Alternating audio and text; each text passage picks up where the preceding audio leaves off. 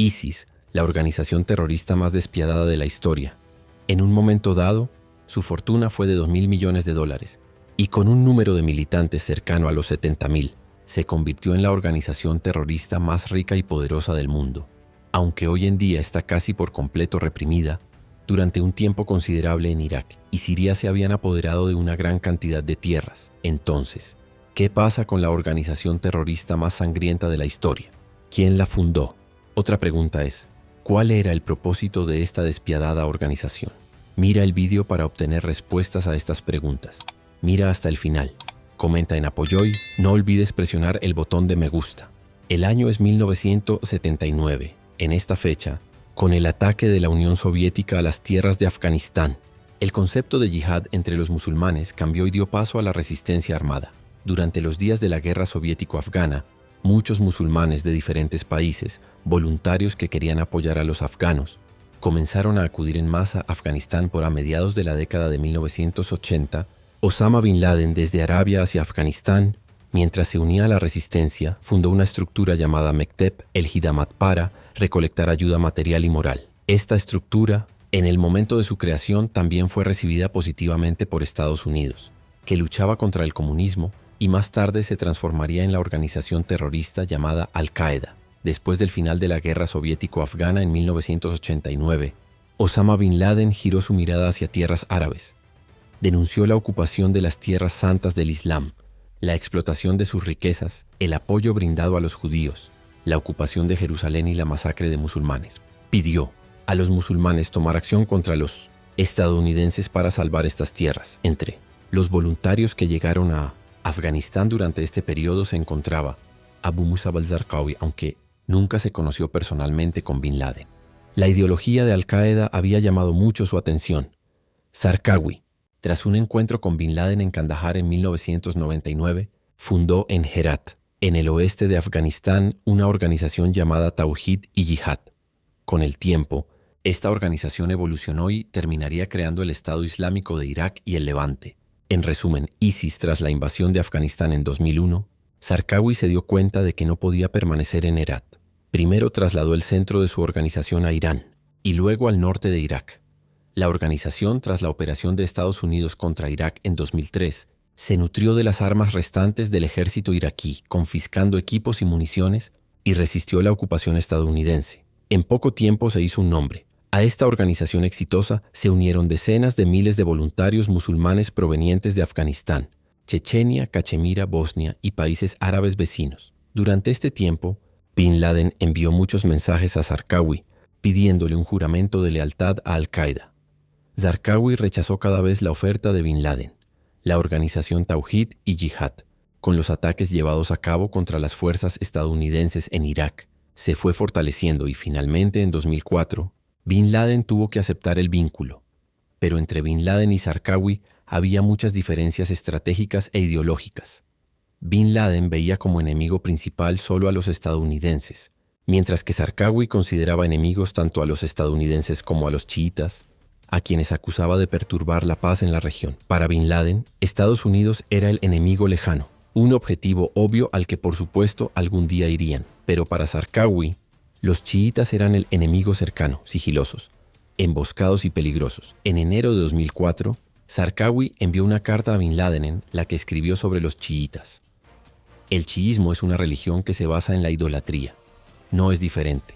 Con Estados Unidos, para destruir el sunismo, están formando una sociedad inmoral.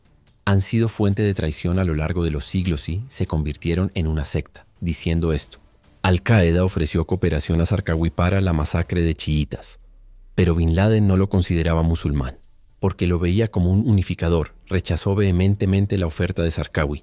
Sin embargo, mientras la cooperación entre las dos organizaciones continuaba, Zarqawi decidió cambiar el nombre de la organización a Al-Qaeda en Irak. Al-Qaeda en Irak se fortalecía día a día, especialmente en la ciudad de Al-Anbari, en las zonas donde se concentraba la población sunita. Al mismo tiempo, comenzó a aplicar una política de violencia brutal contra los chiitas. Esta actitud de la organización continuó en 2005 y condujo al inicio de los conflictos sectarios entre sunitas y chiitas. Hasta 2006, Al-Qaeda en Irak, con 189 ataques, había matado a aproximadamente 500 soldados estadounidenses. Era ya hora de que Estados Unidos detuviera a Zarqawi, el 7 de junio de 2006. En un ataque aéreo organizado conjuntamente por Irak y Estados Unidos en Hip Hip, Zarqawi y dos de los principales dirigentes de la organización perdieron la vida. Tras la muerte de Zarqawi, Abu Omar al-Baghdadi tomó el liderazgo. Hacia finales de 2006, al-Baghdadi no reconoció al Estado iraquí, declaró él. Establecimiento de su propio Estado Islámico de Irak se estableció inmediatamente. Un gabinete y comenzó la configuración de la organización estatal. En las regiones de Irak dominadas por los sunitas, la declaración del Estado fue anunciada oficialmente. Esto se debía a que la soberanía del Estado, en la región donde fue fundado, se utilizaba para imponer su propia comprensión del Islam y dictar sus interpretaciones al público. En esta interpretación estricta, los hombres estaban obligados a dejarse crecer la barba. Se imponía discriminación de género contra las mujeres y se prohibía el consumo de alcohol, entre muchas otras reglas rígidas. Las personas que no cumplían estas normas eran arrestadas, forzadas a trabajar en condiciones muy duras o directamente asesinadas. Con todo esto, desde el año 2007, la organización incrementó sus actividades contra los soldados estadounidenses y los chiitas, utilizando vehículos cargados de explosivos y terroristas suicidas. Entre 2007 y 2010, casi 200 ataques dejaron decenas de miles de muertos. Esta situación obligó al gobierno iraquí y a su ejército a actuar. Cuando las fechas llegaron al año 2010, el ejército iraquí, respaldado por Estados Unidos, mató en un ataque aéreo en Saladino a Abu Omar al-Baghdadi. Tras su muerte, Abu Bakr al-Baghdadi fue aprobado como nuevo líder de la organización. Durante este periodo, Estados Unidos, en lugar de enfrentarse únicamente a los terroristas en Irak, cambió su método de lucha. Comenzó a apoyar con salarios y armas a las organizaciones y a la población local. Este método funcionó tan bien que algunos sunitas, que antes luchaban del lado del Estado Islámico de Irak, decidieron cambiar de bando. La nueva estrategia de Estados Unidos debilitó con éxito el poder del Estado Islámico de Irak. Mientras en 2010 el número de militantes alcanzaba casi los 15.000, en 2011 la cifra se redujo a apenas 1.000. Sin embargo, en ese mismo periodo la organización, en proceso de desintegración, encontró una nueva oportunidad: la primavera árabe. Brote iniciado en Túnez y extendido a todo el mundo árabe favoreció directamente a ISIS. Los efectos de la primavera árabe también se hicieron sentir en Siria. El levantamiento, que comenzó el 15 de marzo de 2011, se expandió por todo el país en abril. La guerra civil siria representó para la organización una gran oportunidad de ampliar su proyecto de Estado Islámico que ya planeaba en Irak, para incluir también a Siria. Cuando comenzaron las revueltas contra Bashar al-Assad, Abu Bakr al-Baghdadi envió a al-Jawlani a Siria para organizar el frente en esa región. Al-Jawlani llegó a Hasaka, donde fundó el Frente al-Nusra, la rama siria de la organización. Ese mismo año llevó a cabo cerca de 500 ataques con bombas. Tras la decisión de Estados Unidos de retirarse de Irak en 2011, se generó un vacío de poder que el primer ministro iraquí, Nuri al-Maliki, trató de llenar. Sin embargo, Maliki, con el fin de consolidar el dominio chiita, comenzó a excluir a numerosos políticos sunitas de alto rango del gobierno y a arrestarlos por diversos motivos. Aprovechando esta situación, Abu Bakr al-Baghdadi intensificó sus acciones y comenzó a ganar fuerza nuevamente. El gobierno iraquí no pudo controlar totalmente el país, y Baghdadi logró recuperar poder en ciudades sunitas como Saladino, Anbar, Nínive y Diyala, obteniendo además el apoyo de la población. En julio de 2012, Baghdadi dictó dos nuevas órdenes a sus militantes. La primera, llevar a cabo ataques coordinados contra los chiitas con coches bomba y terroristas suicidas. La segunda, organizar redadas en cárceles para ayudar a escapar a prisioneros sunitas. En solo 2 días, siguiendo sus órdenes, se realizaron casi 10 atentados con bombas en los que murieron más de 100 personas. Además, gracias a los ataques a las cárceles, muchos prisioneros fueron liberados y reclutados por la organización, lo que aumentó significativamente su poder. El ataque más grande de ISIS contra una prisión se llevó a cabo el 21 de julio de 2013 en Abu Ghraib. Durante la redada, 13 coches bomba fueron detonados, más de 100 cohetes y morteros fueron disparados, y 8 atacantes suicidas hicieron explotar sus cargas dentro de la prisión. Más de 100 personas murieron en este brutal ataque, y casi 1.000 prisioneros fueron liberados y puestos bajo la protección de la organización. El 4 de marzo de 2013, la organización tomó el control del rico yacimiento petrolífero de Siria en Raqqa. Además, se apoderó de numerosas armas y municiones abandonadas por soldados sirios que huyeron, lo que la hizo aún más fuerte. En abril de 2013, Baghdadi anunció en un mensaje que el nuevo objetivo del Estado Islámico de Irak era expandirse hacia Siria, y declaró el cambio de nombre de la organización a Estado Islámico de Irak y Siria, ISIS. Las acciones llevadas a cabo por ISIS en 2013 impactaron al mundo como una bomba. En este mismo periodo, el líder de Al-Qaeda, Ayman al-Zawahiri, hizo una declaración afirmando que Al-Qaeda no tenía ningún vínculo con ISIS. El 11 de mayo de 2013, en el distrito de Reyhanlu, en la provincia de Hatay, Turquía, un ataque con coche bomba causó la muerte de 52 personas. ISIS no se atribuyó el atentado, pero gracias al trabajo de la inteligencia turcay a la captura de sospechosos, quedó claro que militantes de ISIS habían llevado a cabo la masacre. Mientras tanto, con redadas a prisiones casi todos los días, ISIS siguió fortaleciéndose y expandiéndose hasta 2014. La organización ocupó Deir ez-Zor, Manbij y parte de Kobane, capturando especialmente las regiones fronterizas entre Siria e Irak, donde se encontraban ricos yacimientos petrolíferos. Según un informe del Consejo de Seguridad de las Naciones Unidas en 2014, la organización desplegada en Irak y Siria contaba con alrededor de 50.000 militantes, de los cuales aproximadamente 20.000 procedían de diferentes países. Con este resultado, ISIS superó a Al-Qaeda y se convirtió en la organización yihadista más peligrosa del mundo. En los primeros meses de 2014, la organización aceleró sus ataques en Irak, tomando el control de Faluya, Samarra y partes de Ramadi. Así, llegó a controlar 3/4 partes de las regiones sunitas de Irak. El 10 de junio de 2014, ISIS lanzó uno de sus mayores ataques, la captura de Mosul, la segunda ciudad más grande de Irak, con una población de más de 2 millones de personas. Con unos 2.000 militantes y 500 vehículos, la organización se enfrentó al ejército iraquí, que contaba con alrededor de 60.000 efectivos en la ciudad. La rápida caída de Mosul y su ocupación por ISIS sorprendió al mundo entero. Durante la ocupación, la organización también tomó como rehenes a 49 ciudadanos turcos del Consulado General de Turquía en Mosul. El Ministerio de Asuntos Exteriores de Turquía, a través de una operación llevada a cabo por el MITI, logró liberar a los rehenes el 20 de septiembre de 2014, después de 3 meses de cautiverio.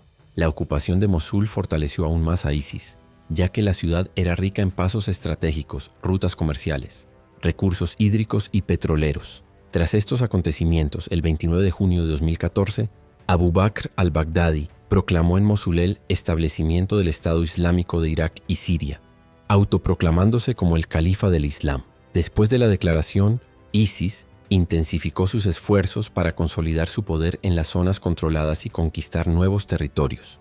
No se limitó a las áreas sunitas de Irak, sino que aumentó sus ataques también contra Bagdad, la capital iraquí. A mediados de 2014, las zonas bajo control de la organización abarcaban 1/3 de Irak y Siria. La gravedad de la situación condujo, bajo el liderazgo de Estados Unidos, a la formación de una alianza internacional. Mientras se preparaban operaciones conjuntas, el presidente Obama decidió no enviar grandes contingentes militares a Irak, sino apoyar al ejército iraquí desde el aire. Asimismo, asesores militares estadounidenses brindaron entrenamiento, inteligencia y apoyo logístico al ejército iraquí y a las fuerzas Peshmerga. En Siria, Obama dejó claro que no negociaría con el régimen de Assad.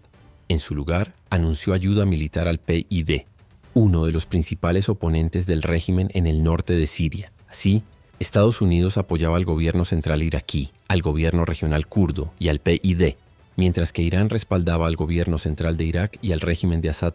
Turquía apoyaba al ejército libre sirio, y Rusia al régimen sirio de Assad. Con ISIS atacando múltiples frentes al mismo tiempo, la presión internacional aumentó. La coalición internacional lanzó operaciones aéreas masivas que, junto con fuerzas locales aliadas, provocaron una gran derrota militar para la organización. Ante estas pérdidas, ISIS comenzó a organizar atentados fuera de Irak y Siria, dirigiéndose especialmente contra países participantes en la coalición. Francia, debido a su papel destacado en los ataques aéreos, se convirtió en uno de sus principales objetivos. El 13 de noviembre de 2015, en varios puntos de París, se perpetraron atentados con bombas y armas de fuego que dejaron 128 civiles muertos y más de 300 heridos. Hasta 2015, ISIS no había atacado directamente a Turquía. Sin embargo, la participación activa de Turquía en la coalición cambió la situación. El 20 de julio de 2015, en el distrito de Suruç, Şanlıurfa, un atacante suicida detonó una bomba que causó la muerte de 34 personas y dejó a más de 100 heridas. Mientras las secuelas del atentado de Suruç aún no se superaban, Esta vez la sangrienta organización terrorista dirigió sus ataques hacia Ankara. El 10 de octubre de 2015, situado en el distrito Altındağ de Ankara en el distrito de Ulus, con la participación de numerosas organizaciones de la sociedad civil, se realizó una manifestación por la paz a la estación de tren de Ankara a las 10:04 de la mañana. En una zona cercana, se produjeron 2 explosiones con 3 segundos de diferencia. Historia de la República de Turquía como el ataque terrorista más mortífero en esta explosión que pasó a la historia. Mientras que 109 personas perdieron la vida, más de 500 personas resultaron heridas. La organización terrorista. A partir de esta fecha, muchos grandes y pequeños en tierras turcas, mientras llevaba a cabo un ataque. Uno de sus mayores ataques en Estambul se celebró en el aeropuerto Atatürk el 28 de junio de 2016. Alrededor de las 21:30 horas, 3 militantes afiliados a ISIS, primero con armas de cañón largo, escaneó los alrededores. Entonces la bomba sobre ellos explotó. 45 personas murieron en este ataque mientras perdía la vida. Casi 257 civiles resultaron heridos. Tras estos ataques terroristas, se tomaron medidas el último gobierno turco a las Fuerzas Armadas de Turquía. Siria ordenó una operación al norte, Operación Escudo del Éufrates. Como resultado, ciudades como Jarabulus, Al-Bab y Davik, mientras se limpiaba el ISIS y el PYD, las relaciones de las organizaciones terroristas con la frontera turca, la conexión se cortó por completo. A finales de 2016, numerosos eventos organizados bajo el liderazgo estadounidense como resultado de operaciones aéreas y terrestres, el poder económico y militar del ISIS se dieron golpes importantes. El ejército iraquí, respaldado por Estados Unidos y el PYD, el régimen de Assad, respaldado por Rusia, está en contra del ISIS al organizar operaciones exitosas. Tanto la coalición como las operaciones aéreas de sus fuerzas, tanto los gobiernos centrales como resultado de las operaciones, las tierras en poder de la organización perdió el 80%. En los años siguientes, el gobierno de Irak garantizar la integridad territorial del país mientras tiene éxito. No ocurrió lo mismo en Siria. Las zonas donde se retiró ISIS, otra organización terrorista respaldada por Estados Unidos, mientras el PYD tomó el poder, Assad tiene 2/3 del territorio del país se ha convertido en una posesión. Cuando las fechas muestren el 26 de octubre de 2019, Abu Bakr al-Baghdadi, en el pueblo de Barisha en Idlib, Siria, mientras se esconde. Ubicación por parte del ejército estadounidense detectado. Como resultado de la operación realizada el mismo día, cuando se dio cuenta de que lo iban a atrapar, detonando un chaleco cargado de bombas, él mismo y los que estaban con él, hizo estallar a miembros de la familia. Así, en 2014, $2.000 millones con su riqueza, el hombre más rico del mundo, la organización terrorista ISIS, ha sido en gran medida neutralizado. A partir de septiembre de 2022, la organización terrorista ISIS las tierras en sus manos. Una parte muy pequeña de Siria e Irak, aunque crea la organización, todavía lleva a cabo ataques con bombas ocasionales. .se está organizando los últimos 50 años de Oriente. Medio para resumir, mientras no se acabe el petróleo en esta región, los medios cambian, pero los fines no. En los últimos años, la amenaza del ISIS dejó de limitarse únicamente a Irak y Siria.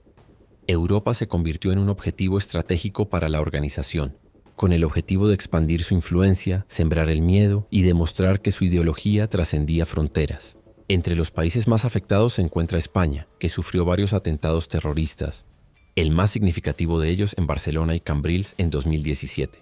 1. La radicalización y la célula terrorista en España. El grupo responsable estaba formado principalmente por jóvenes que habían sido radicalizados localmente en Cataluña. Algunos de ellos tenían conexiones indirectas con combatientes de ISIS en Siria a través de Internet y redes sociales. La célula no actuaba de manera aislada. Su planificación, adquisición de materiales. El atentado de las Ramblas el 17 de agosto de 2017, una furgoneta recorrió las Ramblas, uno de los lugares más concurridos de Barcelona. El vehículo atropelló a peatones, dejando 16 muertos y más de 130 heridos.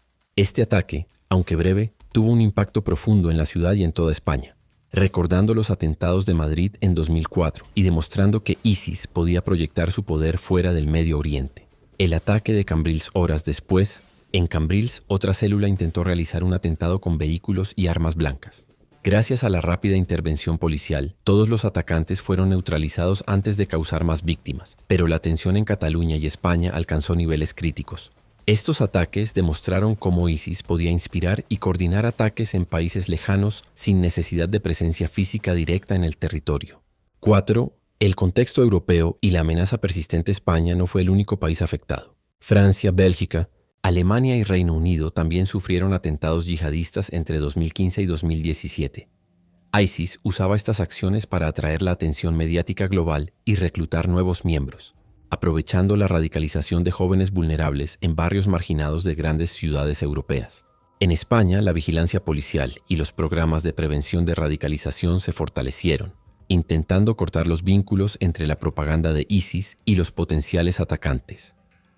Operaciones de seguridad y cooperación internacional tras los atentados. España incrementó significativamente la cooperación con otros países europeos y con la inteligencia estadounidense. Se implementaron operaciones coordinadas para identificar redes de reclutamiento y células durmientes, así como para monitorizar la financiación de ataques yihadistas. Las autoridades también reforzaron la seguridad en aeropuertos, estaciones de tren y eventos masivos, reconociendo que ISIS podía utilizar cualquier oportunidad para perpetrar ataques. Impacto social y psicológico. Los ataques de Barcelona y Cambrils dejaron cicatrices profundas. La sociedad española vivió un estado prolongado de miedo y desconfianza, especialmente hacia jóvenes que mostraban signos de radicalización. El fenómeno de la radicalización local se convirtió en un tema central de debate político y social, impulsando campañas de concienciación y programas de integración en barrios vulnerables.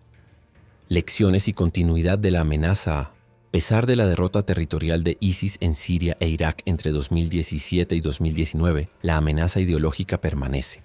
Los atentados en España demostraron que incluso sin un control físico del territorio, ISIS podía inspirar acciones violentas en Europa. El caso español sirve como ejemplo de cómo los países deben combinar inteligencia, cooperación internacional y prevención social para enfrentar la amenaza de células yihadistas radicalizadas. Conclusión: los ataques en España no fueron incidentes aislados, sino parte de la estrategia global de ISIS: expandir el terror, atraer la atención mediática y radicalizar jóvenes en todo el mundo. La experiencia española demuestra que la lucha contra el terrorismo no termina con la derrota militar de un grupo en el Medio Oriente. Requiere vigilancia constante, cooperación internacional y programas de integración social para prevenir la radicalización futura. En resumen, aunque ISIS perdió gran parte de su territorio, su influencia en Europa, y particularmente en España, dejó lecciones cruciales sobre la naturaleza cambiante del terrorismo moderno.